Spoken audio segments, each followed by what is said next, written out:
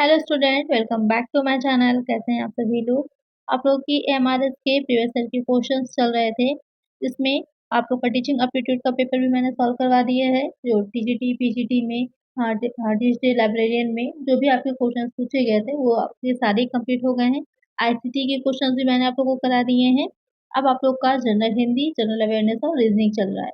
तो इसमें हिंदी के क्वेश्चंस जो आपके पूछे गए हैं आज हम उसको देखेंगे। पीजीटी के पेपर में जो क्वेश्चन पूछे गए थे वो ऑलरेडी मैंने सॉल्व करवा दिए थे। अब हम देखेंगे जो आपका टीजीटी का पेपर हुआ था उसमें किस तरह के जनरल हिंदी जो कि आपका टीयर 1 में पूछा जाना है उसमें किस तरह के क्वेश्चंस आपको देखने को मिलेंगे। तो आइए शुरू करते हैं, लेकिन इसी तरह के वीडियोस आपको मिलती रहें इसके लिए चैनल को सब्सक्राइब जरूर से कर लीजिएगा। इसके अलावा आपके टीचिंग एप्टीट्यूड के प्रैक्टिस सेट भी चल रहे हैं, आईसीटी के भी प्रैक्टिस सेट चल रहे हैं, उनको भी जरूर से देखिएगा। बहुत ही अच्छे क्वेश्चन है। आइए शुरू करते हैं।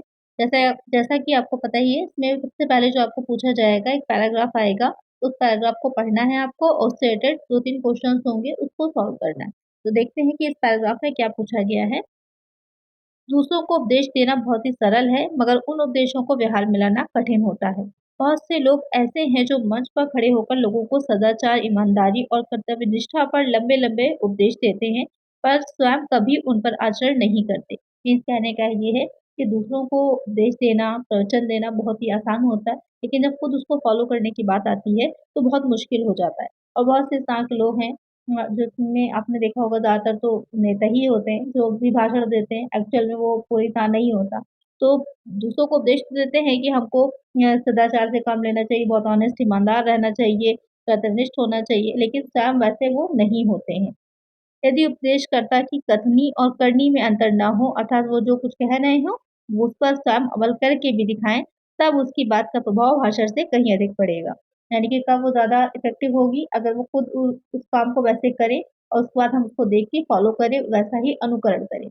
ऐसी स्थिति में लोग उपदेशक का अनुसरण करने में प्रसन्नता का अनुभव करेंगे। यदि वह केवल उपदेश देने का ही लक्ष्य रखता है और उस उपदेश को अपने आचरण में नहीं लाता, तब उसका उपदेश कोई प्रभाव नहीं डालता है। अगर सिर्फ वो बात कह दे और एक्चुअल में वैसा ना हो, क्योंकि आज के टाइम में तो सब इतने अवेयर हैं और समझदार हैं, उनको पता है कि जो व्यक्ति कह रहा है वैसा वो एक्चुअल में है या नहीं है, तो उसका प्रभाव नहीं पड़ेगा। लेकिन अगर वो रियल लाइफ में भी वैसा ही होगा तो वो चीज़ें हम पर काफ़ी इफ़ेक्ट डालती हैं। तो ये कहना चाह रहा है ये आपका पूरा पैराग्राफ। अब इससे रिलेटेड क्वेश्चंस देखते हैं कि क्वेश्चंस क्या पूछे गए हैं। तो पहला क्वेश्चन है, बात का प्रभाव भाषण से अधिक कब पड़ता है? जब उपदेश प्रभावी हो, जब आपकी बात में सच्चाई हो, जब आप उस पर अमल करके दिखाएँ, जब आप किसी अन्य की बात करें। तो यहाँ पर अभी आपने देखा, ये जो लाइन दे रखी है कि कब ज़्यादा इफ़ेक्टिव होगा कि उस पर अमल करके दिखाएँ, तब उसकी बात का प्रभाव भाषण से कहीं ज़्यादा अधिक पड़ेगा। तो करेक्ट आंसर हमारा क्या हो जाएगा? ऑप्शन थर्ड वाला होगा। कि स्वयं करके भी वो जब दिखाएगा, तब उसकी बातें जो होती हैं, जो भाषण दे रहा है, वो एक्चुअल में सही होगा। नेक्स्ट क्वेश्चन है, लोग किस पर उपदेश नहीं देते? सदाचार पर, धर्मपरायणता पर, ईमानदारी पर, कर्तव्यनिष्ठा। तो आपने 3 चीज़ें देखी थी क्वेश्चन में, सदाचार भी था, ईमानदारी भी थी और कर्तव्यनिष्ठा। धर्मपरायणता की बात नहीं की गई थी, तो यही आपका आंसर हो जाएगा, लोग इसकी बात नहीं करते। करेक्ट आंसर होगा ऑप्शन बी वाला। नेक्स्ट क्वेश्चन है, ये बहुत ही ईज़ी होता है पैराग्राफ से आंसर ढूँढना। तो इसमें जो भी क्वेश्चंस आपके बन रहे हैं, इंग्लिश में भी आता है, हिंदी में भी, दोनों में आता है। तो पूरे-पूरे मार्क्स आपको मिल जाने हैं, तो आपको ये ध्यान रखना है कि नेगेटिव मार्किंग है, लेकिन आपको ये ध्यान रखना है कि पैराग्राफ वाले क्वेश्चंस को मत छोड़िएगा। नेक्स्ट है, निम्नलिखित में क्या करना आसान नहीं है? उपदेश पर अमल करना, उपदेश देना, उपदेश पर अमल ना करना, उपदेश ना देना। क्या करना आसान नहीं है? कि जो उपदेश दिया जा रहा है उस पर अमल करना, सेम वैसे ही करना वो आसान नहीं होता। तो करेक्ट आंसर हमारा ऑप्शन ए वाला, फर्स्ट वाला हो जाएगा। तो 3 क्वेश्चंस आपके पैराग्राफ से पीजीटी में पूछे गए थे, टीजीटी में भी आए हैं आपके। तो करेक्ट आंसर आपका ऑप्शन ए वाला है। अब यहाँ पर आप देखेंगे कि संज्ञा से रिलेटेड यहाँ पर अब ग्रामर वाले क्वेश्चंस पूछे गए हैं। तो यहाँ पर गया कि क्वेश्चन है, निम्नलिखित में जातिवाचक संज्ञा शब्द कौन-सा है? राम, काशी, नदी, गंगा। तो संज्ञा के कई प्रकार होते हैं, आपको पता ही होगा, व्यक्तिवाचक होती है, जातिवाचक है, स्थानवाचक है, द्रव्यवाचक है। तो यहाँ पर जातिवाचक यानी कि किसी जाति का जो बोध करारी होती है। तो यहाँ पर जो ऑप्शंस आपके दे रखे हैं, जैसे राम है तो एक किसी का नाम है ये, नेम है तो ये व्यक्तिवाचक है आपका, काशी भी और गंगा भी। जो नदी दे रखा है, नदी जो है वो आपकी वो जातिवाचक है। अब नदी कई बहुत सी नदियाँ जो है आपकी, गंगा है, यमुना है, कावेरी है, कृष्णा है, ब्रह्मपुत्र, सब इसमें आ जाती हैं, तो ये एक जाति का बोध करा रही है। तो एक आंसर हमारा क्या हो जाएगा, ऑप्शन थर्ड वाला नदी जो होगा ये हमारी जातिवाचक संज्ञा है। चलिए नेक्स्ट क्वेश्चन है, निम्नलिखित में तत्पुरुष समास नहीं है। यहाँ पर बताना है आपको कि कौन सा तत्पुरुष समास नहीं है। नराधम, स्वर्ग प्राप्त, जल पिपासु, मदान। तो यहाँ पर कौन सा तत्पुरुष नहीं होगा इसमें से, ये जो आपके ऑप्शंस दे रखे हैं। तो यहाँ पर जो नराधम है ये तत्पुरुष समास नहीं है। ये जो नराधम वाला है ये का एक आंसर है। ये कौन सा समास है, ये आपका कर्मधारय समास है। ये भी देखते चलिए कि कौन सा समास है, तो ये आपका कर्मधारय समास हो जाता है। और इसका अर्थ क्या होता है, अगर मीनिंग की बात करें, अधम है नर जो, वो हो जाता है नराधम। तो एक आंसर क्या होगा यहाँ पर, ऑप्शन ए वाला होगा। बाकी तीनों ही क्या है, तत्पुरुष समास में आपके आएंगे। नेक्स्ट है, इंद्र शब्द का पर्यायवाची शब्द नहीं है। तो प्रीवियस पेपर जो मैंने पीजीटी का आप लोग को अपलोड किया था वहां पर भी आपने देखा था कि मुहावरे पूछे गए थे, संज्ञा पूछी गई थी, समास से क्वेश्चन आया था, संधि से आया था, विलोम पर्यायवाची।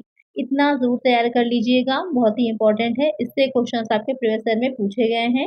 तो और पर्यायवाची और विलोम बहुत अच्छे से देखिएगा, काफी अच्छे अच्छे क्वेश्चन इससे बनेंगे। तो इंद्र शब्द का पर्यायवाची शब्द नहीं है। सुरेंद्र, मनोज, पुरंदर, सुरपति। तो इंद्र की अगर बात करें तो इसमें कौन सा नहीं होगा जो कि पर्यायवाची शब्द नहीं होगा, तो मनोज जो है वो इंद्र का पर्यायवाची नहीं है। बाकी सुरेंद्र, पुरंदर और सुरपति ये तीनों ही क्या है, इंद्र के पर्यायवाची। अब मनोज किसका है, तो ये जो पर्यायवाची होता है ये कामदेव का है। तो इसको ध्यान में रखिएगा। और इसके लिए सबसे बेस्ट बुक अगर आप मुझसे पूछिए तो मैं आपको कहूँगी लूसेंट की खरीद लीजिए। लूसेंट की जो हिंदी की आती है बुक, किसी भी तरह का कॉम्पिटिटिव एग्जाम हो, बहुत ही बेस्ट बुक है। उसमें आपको थ्योरी भी मिल जाएगी, एमसीक्यू क्वेश्चंस भी दे रखे होते हैं। और उस बुक से डायरेक्ट क्वेश्चन आपके एग्जाम में देखने को मिलेंगे, डायरेक्ट क्वेश्चन बनते हैं। तो लूसेंट की एमसीक्यू बुक जो है उसको जरूर से परचेज कर लीजिए, बहुत ही अच्छी बुक है तैयारी के लिए। चलिए नेक्स्ट क्वेश्चन है, विलोम शब्द के आधार पर असंगत शब्द युग्म है। निंदा, प्रार्थना, तीव्र, मंद, दुर्लभ, सुलभ, उन्नति, अवनति। तो यहाँ पर पेयर बने हुए हैं। जो विलोम शब्द हैं तो आपस में एक दूसरे के जो विलोम हैं, अपोजिट वर्ड है उनके, तो कौन सा असंगत है, कौन सा मतलब गलत है। तो तीव्र का मंद होता है, तीव्र मतलब तेज, मंद होता है धीमा, सही है। दुर्लभ का सुलभ है, ये भी सही है। उन्नति का अवनति होता है, ये भी सही है। निंदा का प्रार्थना नहीं होता। निंदा का जो आपका अपोजिट वर्ड होता है कि किसी की निंदा की जा रही तो इसका हो जाता है प्रशंसा। इसका अपोजिट वर्ड होता है प्रशंसा। तो यहाँ पे प्रशंसा तो दे नहीं रखा है, प्रार्थना दे रखा है, तो यही हमारा आंसर हो जाएगा, असंगत है। करेक्ट आंसर होगा हमारा ऑप्शन ए वाला, फर्स्ट वाला। नेक्स्ट है, निम्नलिखित में अशुद्ध शब्द है।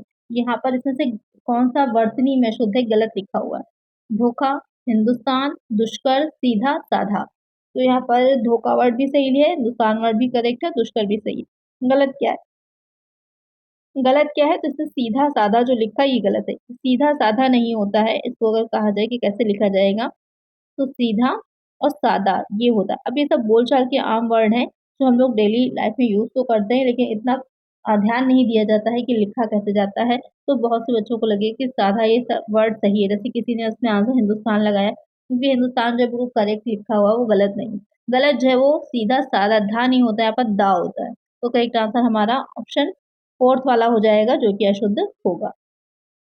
तो वर्तनी के अशुद्ध शब्द भी हैं, और जो लूसेंट की बुक मैंने आपको बताई है वो परचेज कर लीजिए, उसमें बहुत आपको देखने को मिलेंगे, एग्जाम्पल बहुत से दे रखे हैं, तो अच्छे से तैयारी आपकी हो जानी है उससे।